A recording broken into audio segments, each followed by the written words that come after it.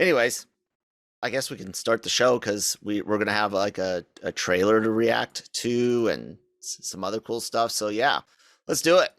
Welcome, ladies and gentlemen, to the Daily Hub of Genre, the Daily COG. It's the show where we talk about all sorts of random shit. It's brought to you by the great people over at GrowGeneration.com. I'm Kyle Malone, one of the god awful hosts of this show, and I'm joined as always by my other host, my oh, come on, stop sharing. That guy. What's your name? My name's Jeff. Do you remember the Ringer with Johnny Knox, Jeffrey Dahmer without the H? Yeah. Yeah. Oh God. Oh man. What's up, Manny? How you doing? I'm all right. Man. Just another day in paradise. What's that? Just another day in paradise. Oh wait, I mean hell. Sorry. It's well, you are in California, so I'm just joking. Yeah, our governor's having a Twitter war. Well, it sounds familiar. Oh man. So everyone, good morning. Like I said, welcome to the Daily Cup of Genre. This is it's Tuesday, and we have a Ghostbusters trailer that we're going to watch here in a second. But before we get there, it's housekeeping or whatever they call when you plug all the shit. Hey, we got some social media information down below. Follow us there. And if you're listening, I'm at that Kyle Malone on Twitter. He's at LRM_Emmanuel on Twitter. Like, share, subscribe on whatever you're watching or listening to. We hope you guys watch us on YouTube because it's kind of fun with the videos and stuff like that. But yeah, Manny, you ready to see? You ready to see what they got for us? I'll take a deep breath and they'll be ready. Oh, okay. Well, let this ad play through, man. You know, when it comes to Ghostbusters, I of course, wrong arm. I of course am a huge fan. You guys can see displays and all that, but I'm one of those that understands that Ghostbusters isn't what we used to have. You know what I'm saying? It's not quite the same, and it never will be because it made a lot of money off of kids, which means you're going to make more stuff for kids.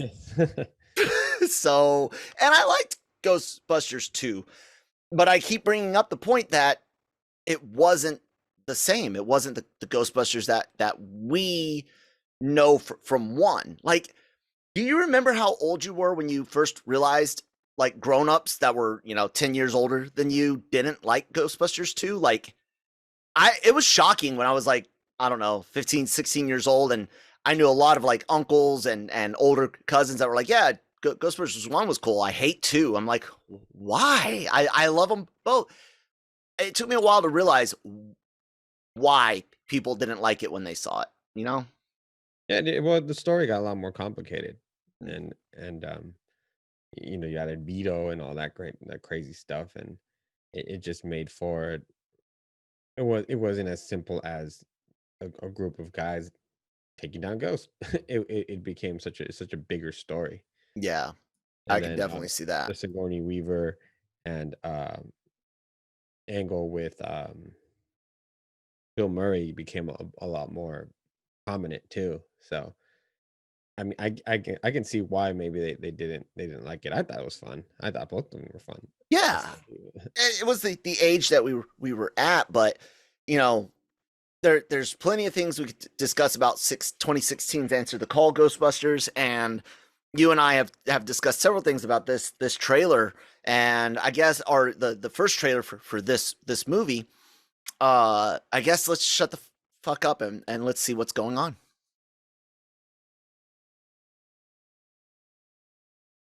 Can you hear it good? I can't hear it at all. Not at all? Uh-oh, let me see. What's going on? Every now and then I have to play with the audio settings and see what's going on. Let's see, the share screen, optimize for audio. And we're going to share.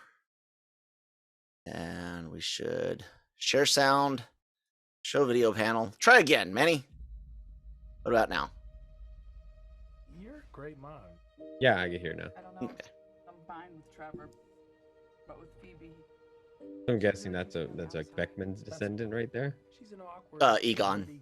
nerdy kid. Egon. Bangler, yeah. Maybe a new home could be an opportunity to start fresh. I just wish he'd get into some trouble. There's still time. I need to Okay. get rid of those traps. What are you I- doing here in Somerville anyway? It feels too And our grandfather left us dramatic a at this farmhouse in the point. middle of nowhere. Your father wasn't much of a homemaker. He could hardly keep the power on. Janine. You're saying he left us nothing? Well, I wouldn't say nothing. Their style of music is very It questionable. doesn't quite fit. Station Mhm. wagon? Again, Ghostbusters.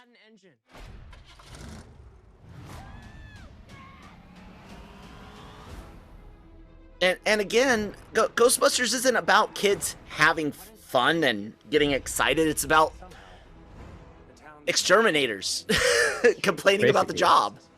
Mhm.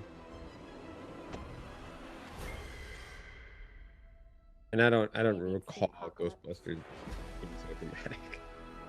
Egon's What is with the music trying to sound like Was it Rise of Man Skywalker? Yeah. Do you experience feelings of dread in your basement or attic? Here comes the nostalgia goggles with the commercial. I do not like those little marshmallow men. Mm-mm. And they're going to show all of that again? What the hell? Oh, look, finally something paranormal. I know, right? The whole city. It's like The Walking Dead.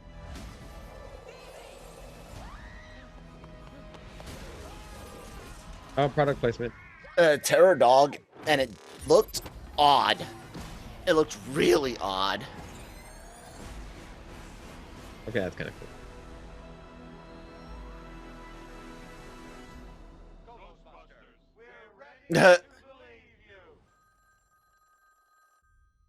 Not Danny. Uh-oh. Raise a Colt. Danny. All right, so let me pause the stupid ad.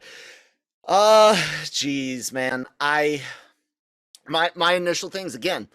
That looks like it's got some cool moments. It could be a cool paranormal, Stranger Things type of adventure. I mean, that fad I think has kind of died down a bit given the last year. That's not Ghostbusters. Not Ghostbusters music, not Ghostbusters tone, not Ghostbusters cinematography, not Ghostbusters dialogue. I don't know, Manny. You react because people are just gonna turn off if I keep talking. Well, no, I mean, I think Ghostbusters is supposed to be more of a comedy than anything Mhm. else. It was a lot of fun. That's what Bill Murray brought a lot to it. And this just seems very over dramatic, and because of Stranger Things and it and all these kind of kids groups films that we've seen lately, I feel like I've already seen it. It doesn't feel like anything new. I mean, Different. they're And copying it and Stranger Things, including the kid that was in both, yeah, and and dressed up like a Ghostbuster. and so the issue I have is yeah, it doesn't Keep going. it doesn't feel like Ghostbusters. I'm not Mm-mm. entirely sure what it feels like, and now I'm like, every time they've tried to reboot Ghostbusters, they've tried to do something very different. But Different. why? I don't Like, know. There was nothing wrong with the original. I don't know. I don't. I wish I could figure it out. Because you're right, and I'm playing again, ladies and gentlemen, with the volume a little bit lower. We're watching it on YouTube, and if you're listening, we'll just keep talking. But you're right, man. I mean, again, I'm looking at this, and I'm looking for the comedy, and I mean, there's been a few funny moments. Yeah, sure, you can even laugh at the mini marshmallows, and I hope people understand that I'm not saying that I already hate this movie. I'm not saying that it's already going to be trash. I'm just saying that this is not Ghostbusters 1. Honestly, this right here doesn't even really feel like Ghostbusters 2 until you see like the mini marshmallow stuff and the time they're spending with the kids, and obviously remote control trap, toys and stuff like that. So I don't know, man. I'm not excited. It's a little too serious for me. Why so serious? Yeah, absolutely. I don't understand why. And I'm telling you that music beat and the violins, it's very similar to Rise of Skywalker. Oh, really? Yeah, listen. So Rise of Skywalker trailer. So yeah, that it is what it is, but they skip around a little bit. Listen to the music as it hits the beats.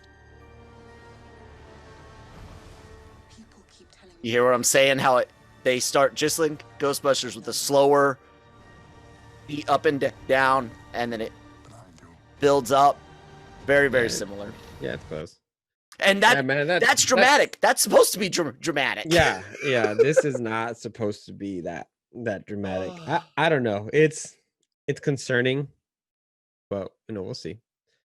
We'll have to see it in theaters and then kind of either come to terms with our worst fears or be pleasantly surprised. But I mean, the funniest thing I saw in the trailer was probably Paul Rudd's face. And I like Rudd. Jammer and I talked maybe 2019, 2020 when this movie, when we found out Rudd was in it. So I think that was 2020, maybe early in the year. We were like, wouldn't it have been better if we were dealing with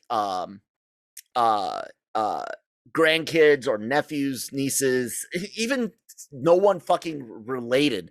Maybe you've got Dr. Zedmore teaching college, Professor Zedmore, Winston teaching college, and you've got Professor whatever Paul Rudd's character is also at that college, and then you've got the kids that join up, and we liked the idea of what's his name that plays the FBI agent in WandaVision and Ant-Man and the Wasp. God, what is his name? Agent is it Wu? Yeah, Agent Wu. Wu MCU. What is that actor's name?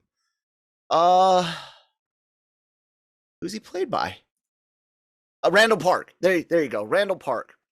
How awesome would it have been for Randall Park, Agent Wu from the MCU, and Paul Rudd, two guys pushing their 50s, if not shit. Wu is born in 76, so 40s, 50s, and you get that, and you have those two interacting with someone around the age of like 24, 23, you know what I'm saying? Like post-grad, something like that, It would have been so much better than a bunch of kids, man. Oh my God. I was a kid when I watched this movie, but I never once was like, man, I wish there were more kids in Ghostbusters. Yeah, I know. I feel the same way. I never had to see a kid to put myself in a kid's shoes, or be a grown up to put myself in grown up shoes.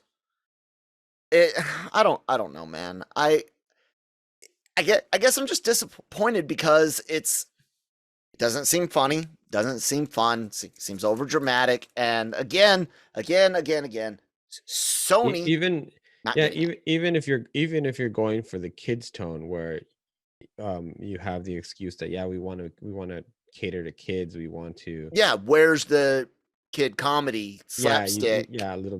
So I don't know, man. I'm this one. I'll have to wait and see it fully to judge it, because trailers can sometimes be deceiving, but it could just be that this movie just has really bad trailers.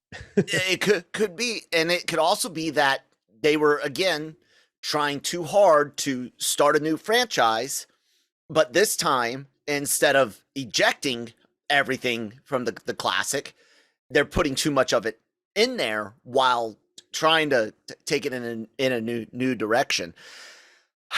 Nobody's worried about the kids with the proton packs. I know the unlicensed nuclear accelerators on their back. Yeah. I just can't wait for Sony to give the exposition of why the packs are so much lighter and able to be used by an 11-year-old female that is obviously not athletic. And yes, I know males and females can both be strong and weak, but we're speaking on law of averages. Your average 11-year-old female's not going to do 11-year-olds, not not going to be able to do as much as an 11-year-old average male, who also is not going to be able to handle those goddamn packs. right. I mean, you remember in the first movie they were having trouble even firing because they were so strong. And Peter and 2, you know, I always hated this part of the job. That was like a double joke. It was also hated putting on the props and also like a joke in the movie of the Ghostbusters. Again, complaining about how heavy, you know, what are these? They're stairs. Where do they go? They go up. that type of comedy is gold, man. Oh. And Paul Rudd looks like he could be wasted here again. And I don't want that. I don't know, guys. You tell us what you think of the trailer in the comments below. Are we off our rockers? Or maybe we need to go get rockers. We're old, Manny. I told you, man. I told you during yesterday's show. We'd be on our porch telling kids to get off our lawn. Yeah, absolutely. Or get off our movies in this case. Manny, you got quoted by advertisement for the Suicide Squad. That's pretty cool, man. Yeah, thank you. I also got quoted by a DC fan site in Mexico. Which was actually they made actually a pretty cool graphic that included our logo. So nice. That was actually pretty cool. That movie is gonna do very well, especially after word of mouth gets out. Of how but that's why I think they're doing so many advanced screenings and things like that. Yep, that was me. La mejor esta podría ser fácilmente la mejor película de cómics del año. So outstanding. That's cool, man. It's always fun when LRM's starting to get some traction going on out there, guys. You should like, share, follow, subscribe, all that good stuff. Yeah, absolutely. Excited about the film, man. I really, really am. I know you gave some thoughts on it yesterday. When is the official embargo for Scores up? Do you know? Do you have that info? I think it's next week. Okay. Ooh, excuse me. So yeah, definitely make sure you guys are checking back with us. Manny will definitely, when he's allowed to, give a spoiler-free review, so you guys can kind of get a feel for it. And then probably Monday next week we'll be talking about it again, spoiler-free for a bit, but more in depth after I see it. Not next Monday, the following one. Yeah, man. I've watching James Gunn speak, and we're transitioning away from Ghostbusters now. Watching James Gunn speak recently, and all this stuff I've heard about the Suicide Squad, dude. Do you think in about 18 months or whenever Guardians 2 or 3 hits, you know, it's done, I think we're gonna learn some things about the MCU behind the scenes, man. James is already starting to show his last give a fuck is hanging by a thread. Well, I mean, I know he has a lot of passion for the projects. I'm not talking for Guardians and everything, which is probably why he's going back, because of how much he loves the cast, but not necessarily the company. Yeah, and he went to a company where they said, he says, I want to make this movie, and they said, sure. And then they said, no, like I want to make it this way, and this and this and that. Yeah, sure. And then, I mean, for him to be on a press conference a couple weeks ago and to say that he made exactly the movie that he had pitched and that it needed no reshoots, is a testament to Warner Brothers really stepping back and letting him, use whatever he wanted, whoever he wanted, and then even having, uh, I'd almost say the balls to bring back some of the cast from the previous one, and almost say, "What? Look what I can do." Yeah. And I think that's impressive in its own, and then also kind of telling Disney, this is what you almost lost in a sense, and then really showing Warner Brothers that, hey, if you let directors and writers make movies that they're passionate about, you're gonna get some good results sometimes. Stop nitpicking and tearing things apart. I agree. It's gonna be, I'm telling you, it's great. I was very, very surprised at how well it was handled, so many characters. um and I don't really want to say too much more than that, because it just Yeah. needs to be enjoyed. I'll say that this when it comes to him and the thing that happened a couple of years ago with Disney firing him after the old jokes and things like that. He was in trauma. I knew about him. I was surprised as all hell that Disney hired him just simply because of his past at trauma. I was like, if somebody sees Tromeo and Juliet that doesn't know, like, it's made for shock value, it's Howard Stern on steroids, like, if you don't understand that, you might look at this guy and think all sorts of horrible things, which ended up happening. This is the one thing that's interesting, because everyone assumes, based on some of the things he's said recently about superhero movies, superheroes, things about getting to do what he wants out on the Suicide Squad. He says here, they asked him to put in Thanos for the first movie, and he had to track where certain people were going to end up. But he says, for the most part, they never once asked me to put anything in the script for Volume 3 to set up anything in the future, nor would I do it. Frankly, it's not really my thing. So if we take him at his word, what do you think he's getting at in other interviews where he seems exasperated, where he seems tired? I don't know, man. Like I said, I get this feeling that there's some bad blood with some execs, maybe not necessarily Feige or a writer or cast, but I don't know, man. Is he just tired in general? Maybe cranky. I mean, dude is white haired now. well, they let him go the first time, so yeah, that's true. Any human, I think, would be a little iffy. Yeah, absolutely. Absolutely. I did not expect him to go that gray that fast. Holy shit. Oh man. I am interested to see what influences he brings over, because he brought over a lot of stuff that he did with Guardians over to the Suicide Squad. You can see it, Yes. hear it, feel it. But I'm now wondering what he's going to bring back. And who from DC, because he likes to do it. He likes to bring people with him. Rooker follows everywhere, So who could Rooker made the joke during the press conference that he pays James Gunn to be in his movies. Nice. Who could possibly what Suicide Squad actor, the Suicide Squad actor, would you like to see in Guardians 3 in any capacity, even if it was just a funny cameo side character or something? Probably gonna be Nathan Fillion. He probably. Well, he was already in Guardians 1. Oh, was he really? He's the blue alien that gets the Groot's. Oh, really? Oh, yeah, that's Nathan Fillion. I didn't notice that. Let me see. Yep, and he was shot, photographed for posters for Guardians 2 that weren't used in a I think Wonder Man Easter egg, if I'm not mistaken.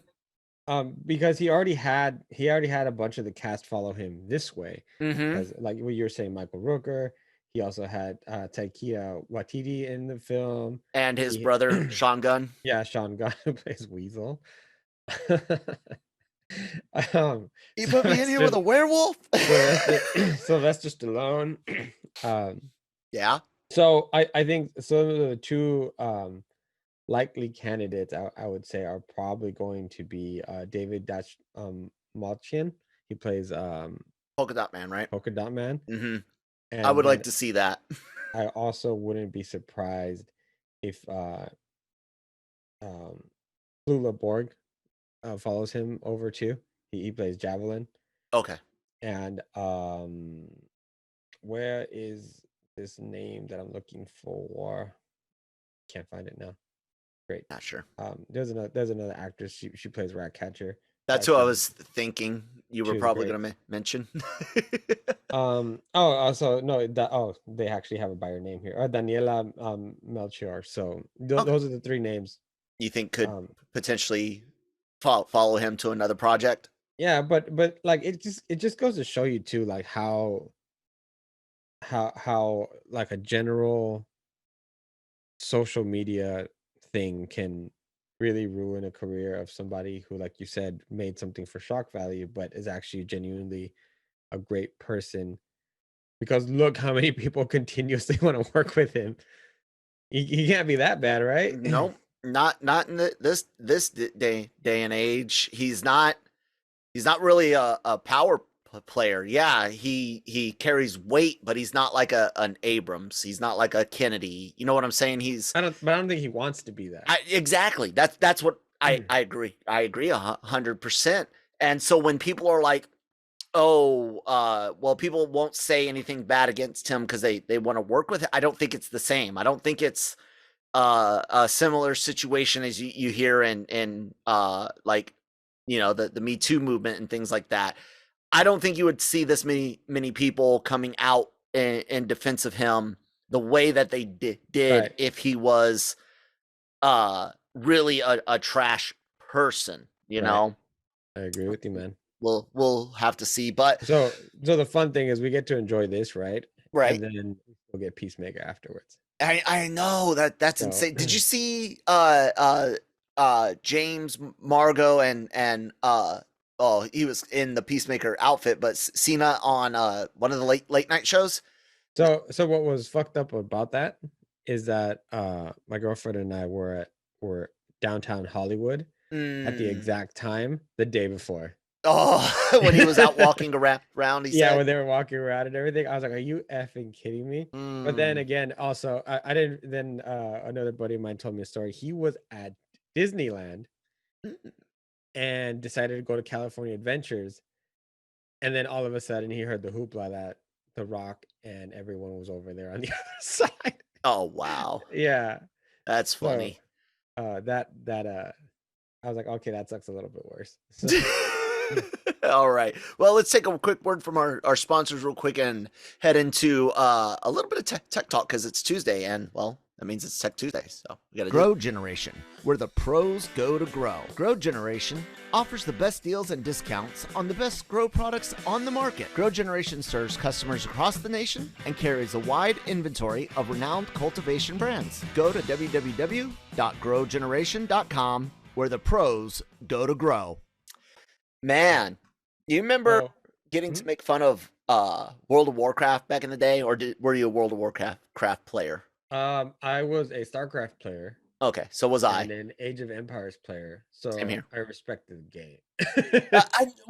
I respect Warcraft. I never got into MMOs. It just I didn't. Too it just took too long. Time consuming. Exactly. Yeah, I liked being able to build a world and destroying it pretty quick. SimCity is fun. I do like that. I showed that to my son the other day. So the reason why I bring up World of Warcraft is if you haven't been living under a rock, you should know that Blizzard Activision has been in the news for all the wrong reasons recently, being sued by the state of California over covering up and basically allowing really piss poor behavior at the workplace. Oh yeah. Excuse me. You had some seriously questionable choices for the game according to fans that were being made, some poor story choices that pissed off some people, character designs, and that caused an issue. But then you have all of this, and some places are saying 1,000 signed a letter, some places are saying like 2,000 signed a letter, 1,600 signed a letter. The Diablo co-creator, who hasn't worked there in forever, we failed our employees. This the bad thing about this is some of the events are relatively new, but a lot of them, like what he goes over, are really really old, and it's coming out now, and it's giving the entire industry, the developer industry, a bad name. And look, rightly so for those that have done bad things.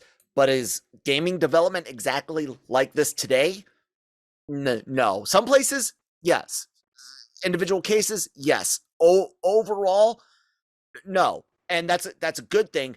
But now I'm really worried about how, and I don't mean sensationalizing as in it shouldn't be talked about, but I'm wondering how, for lack of a better phrase, sensationalizing old things is going to affect the game industry, where it's already so divided. You know what I'm saying? What do you think about that they call it frat boy culture, and I don't like frats anyways. I always make fun of them. It is what it is. All I know is the movie. So but that's one of the words that they're calling it. I mean, it's kind of part and parcel for the time and the group that was in game development, and of course that's changed today. You got a bigger diverse crowd in game development. What do you think about this situation, man? It's not good. No, it's not, and it really fuels the fire of that sentiment of like almost like a cult culture type deal, where if you're not in the know, if you're not in then really you're nobody to them, or something like that.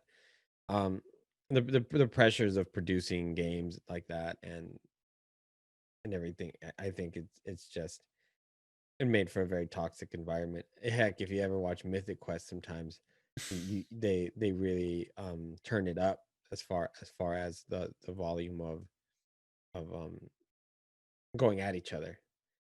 And with news like this, you kind of think like, huh, and it might actually be that way. And for so many people to come out and talk about it, so someone so long after, I think is a testament to what probably was going on back then. But Yeah. And I'm not trying to defend it at all, and I'm No, not trying to no. say that it was right or anything. Absolutely not. But I mean, the amount of pressure you're on for deadlines and for patches and for all kinds of things like that come with games, especially games that continuously run. Mm-hmm. I think it's almost to the stress level of working a kitchen. Well, yeah. I'm look, and I'm a retired soldier, so trust me when I say this. I can see similar stressors in combat in other jobs. It's a different variation on it, but the human reaction to stress is almost universal for personality types. If you've got this type of personality, your stress is likely to be handled this way or that way. If you've got this personality, you'll handle stress this way or that way.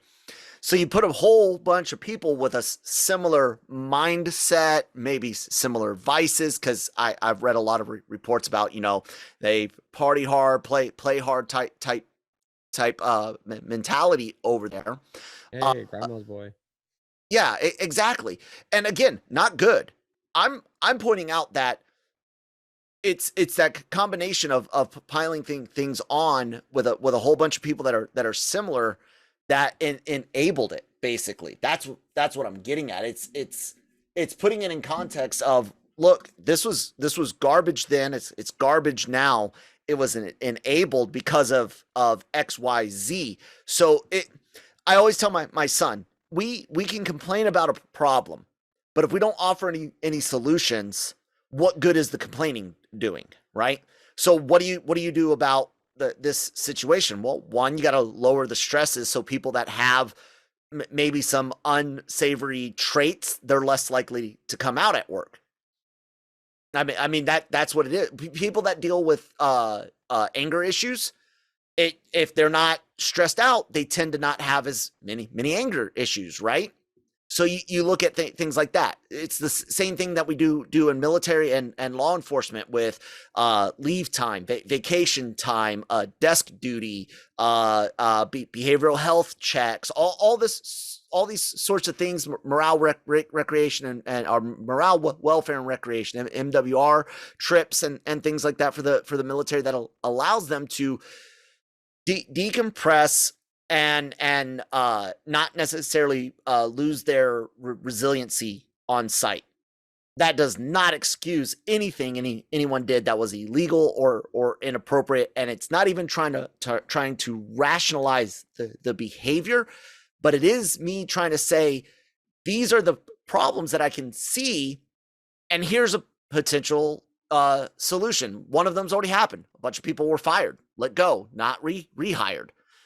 Step 2, be open about it. Throw all the dirty laundry out there so that way you can clean it, right? And I don't mean clean it by sweep it under. I mean clean your mess. Figure out what the problems are. Step 3, making sure you're hiring the best and brightest for your project that are good people on and off the clock. I used to be one of those people that was always like, when you're off the clock, you're off the clock as long as you're not breaking the law. Unfortunately, today we put all of our stuff on social media. We don't even have any privacy anymore. Look, I don't want anyone to ever have to give their social media information to get a job. But if your stuff is public and they look at it, I can't say that I wouldn't necessarily look at social media, a public profile, when making a hiring decision, because I want to know, are your vices going to get my business in trouble? No, if you're putting it on the internet, even it's fair game. It's just how it is, you know, because it's a record of some of your thoughts and your opinions. And as an employer who's going to be investing in you, hopefully for the long term, they want to know what kind of person they're going to get, kind of like Exactly. So if it's out there, it's out there, and it's your responsibility to decide what kind of content you want to have on your platforms. And then if somebody else sees it and doesn't like it, they have the right to not like it. And if it's an employer, they have a right not to hire you, because It's their business, it's their money. It's not a matter of tolerating your opinion. It's a matter of their money. And you know, I'll say this on the other side of that. Businesses need to be careful on what they deem as an offense or a black mark or a you know, hey, we're not interested in you, because there's a difference between, like I said, someone's actual behavior, you know, out there maybe posting inappropriate pictures online. You know, that doesn't necessarily show that you're going to have good situational awareness in an office space. You might have an inappropriate picture up. It doesn't mean anything to you, but to someone else it might. That's different than having an opinion on a movie, a game, a character, even fucking politics.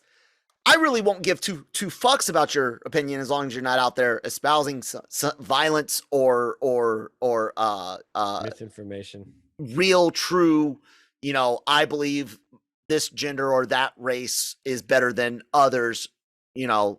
real isms, outside of that, I don't care how far left or right you are. I don't. Your likes, dislikes, and loves and hates of entertainment, I don't care. I don't. I want people to stop harassing and being assholes all around. And now, wow, the largest, at one time, the largest might still be MMO.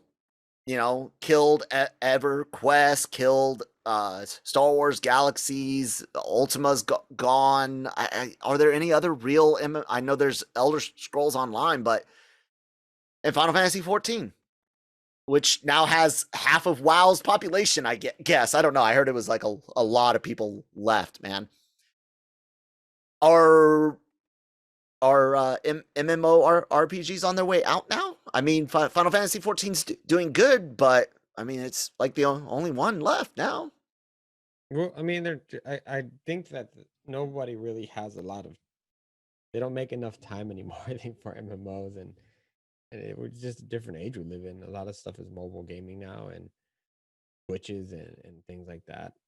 Quick Fast food, matches for Call of Duty or whatnot have taken over the 8-hour marathon WoW sessions. 8 hours. Come on, people were playing 20. I found that's why I never played Warcraft. It's just too long. I didn't want to sit there and develop a character that long. Yeah. The only time I'll do that is Dungeons and Dragons, but that brings me in a different set of things that I like to do, which is like hanging out with friends, having dinner with them, and actually being with them in the same room. And that's not the same. I mean, even though you're interacting with people online, you're basically isolated. Yeah. Yeah. I think it's going to be interesting. What else does Activision and Blizzard really have going on for it right now? Activision a lot on consoles. I got that.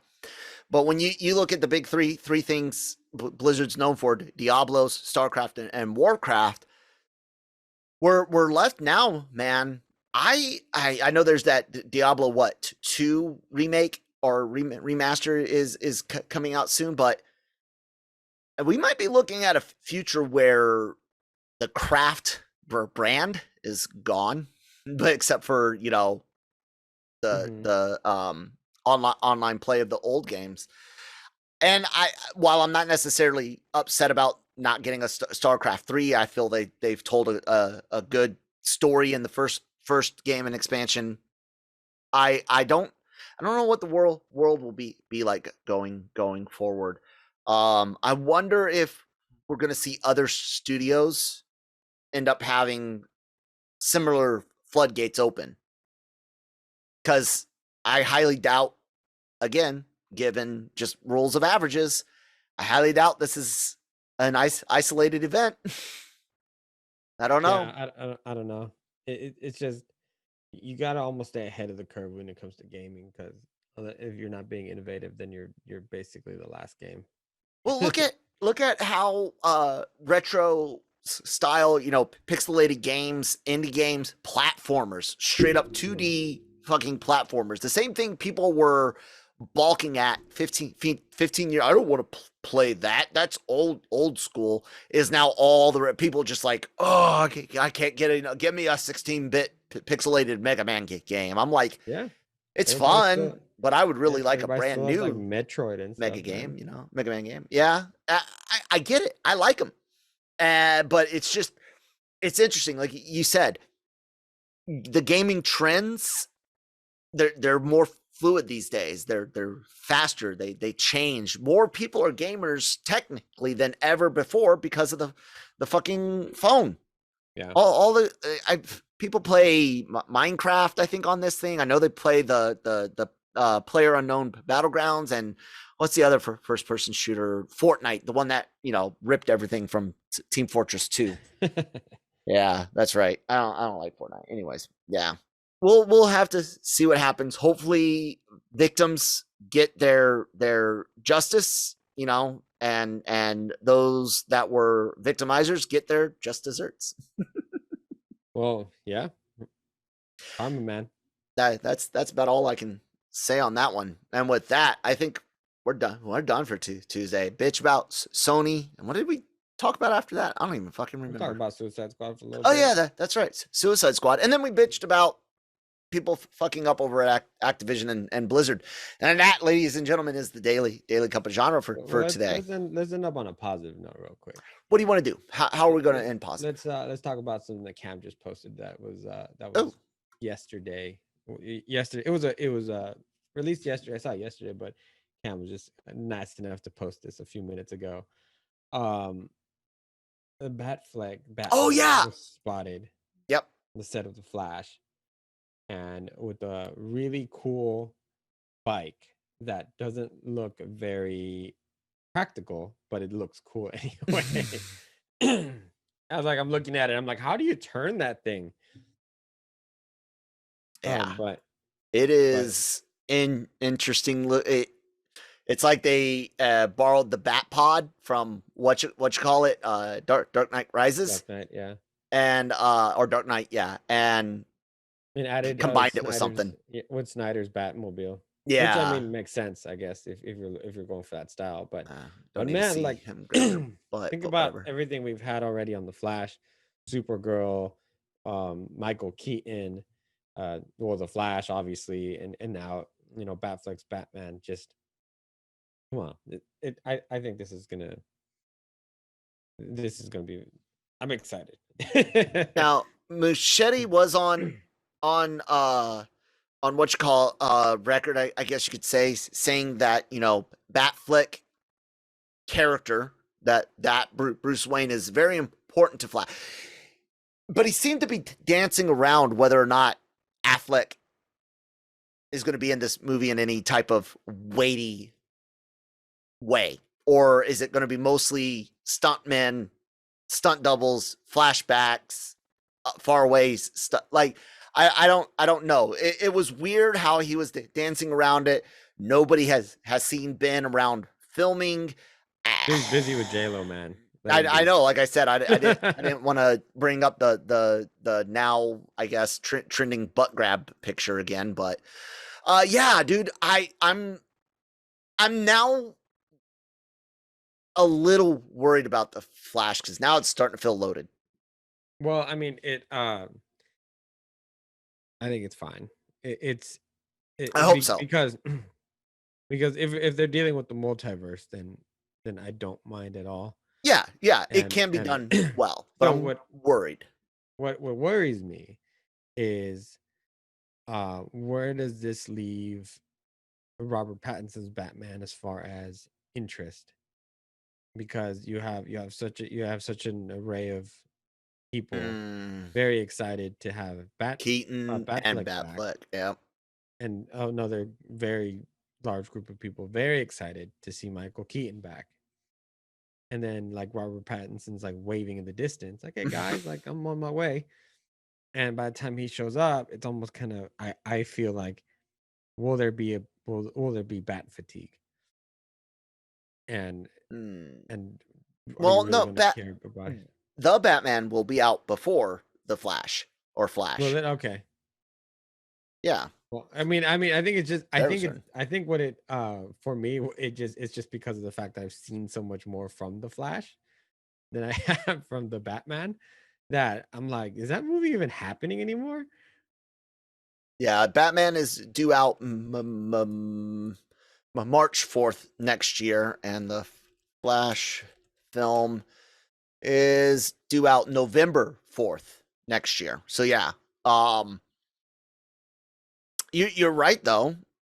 Other than the Batman trailer, and we know that there were some filming issues and things like that. We haven't seen a lot more from the Batman, but we keep getting stuff from the Flash. Everything else.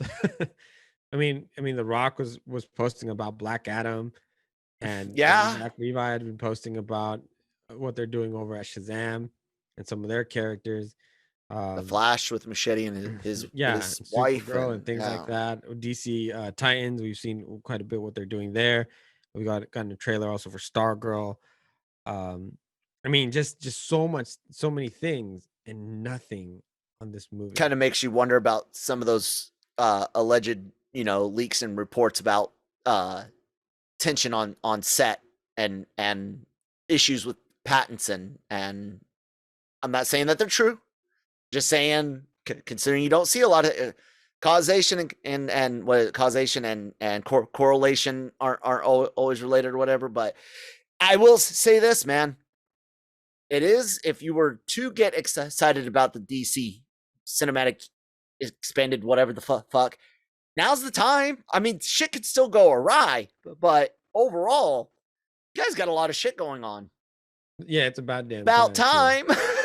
Yeah, it's funny how you get it in waves sometimes, but I mean, how many times they've been sold 2 or 3 times already in the last decade, and just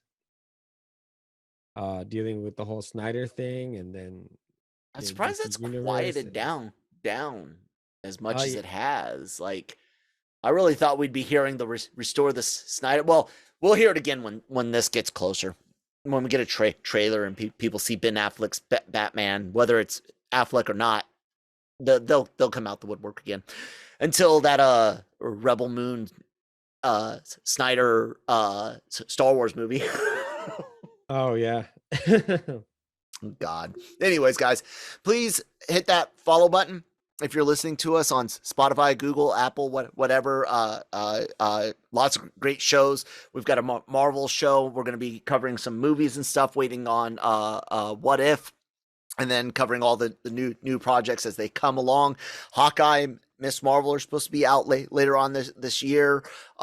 We've also got a Star Wars show, the Cantina. We just broke big news last week. So if you want to catch more stuff like that, like I said, follow and subscribe on YouTube. All of our podcasts go up on the YouTube channel. Several of them are video series like this.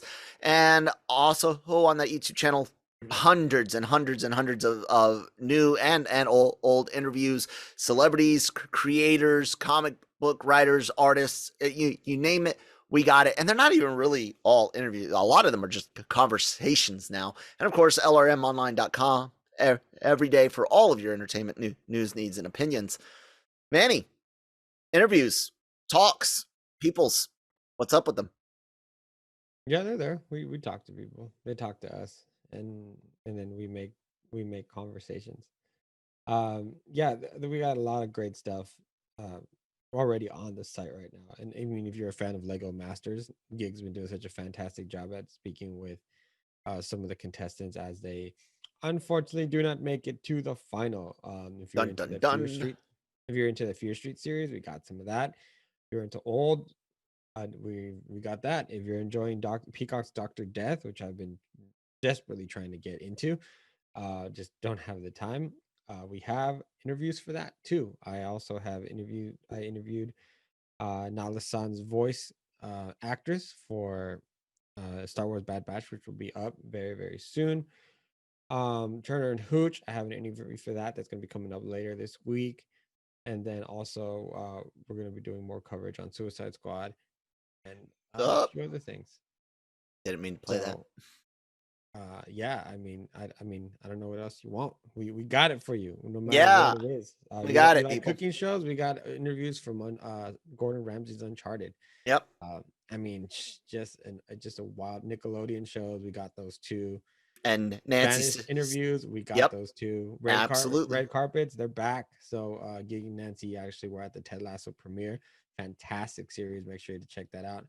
So no excuse as to we don't have anything for you. We have a really hardworking team that makes sure that got you or another. And just look at all that guys. Anyways, that's gonna do it. You can see our social media stuff below. I said it earlier, and it's in the descriptions. Thank you guys so much for listening today. We're going to talk to you tomorrow, and we should be live on Thursday. Until then, we'll talk to you later. Bye.